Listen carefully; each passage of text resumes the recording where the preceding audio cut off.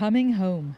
This crowd is part of an estimated 500 million people who celebrated the Golden Week holiday as tourists. The railway station is packed, scenes that would have been unimaginable just a few months ago because of the pandemic. Barely 10 months after the coronavirus first surfaced in China, the country is on the move again. A sigh of relief for the millions who faced some of the world's toughest lockdowns as the government fought to contain the outbreak. With the declaration that the outbreak is under control and no new domestic infections since August, the government relaxed travel restrictions, allowing millions of families to take trips around the country and take advantage of being out in the open. I saw some fish in coral and the water has 3 different colors. It feels great.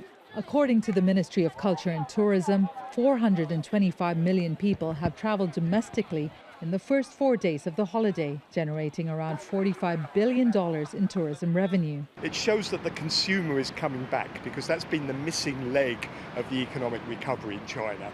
Manufacturing has been doing well, services has been recovering, but the consumer hasn't been going out to spend. So it bodes well for the economy. And remember that probably out of the major countries in the world, China is the only one that is going to show growth this year.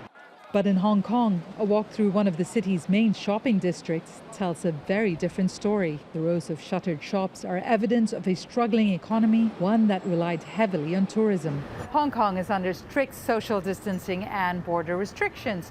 Visitors to the city need to quarantine for 2 weeks.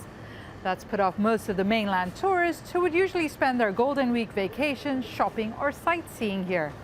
In previous years, the city would have at least 1 million arrivals during the holiday period from mainland China. This year, that figure's dropped to less than 1,000. China has the world's biggest population and has managed to give its economy a boost by getting its people moving again. But that's not an option for many other parts of the world which are in various stages of lockdowns. The United Nations Conference on Trade and Development is estimating the global tourism industry will lose at least $1.2 trillion this year. Divya, Gopalan, Al Jazeera, Hong Kong.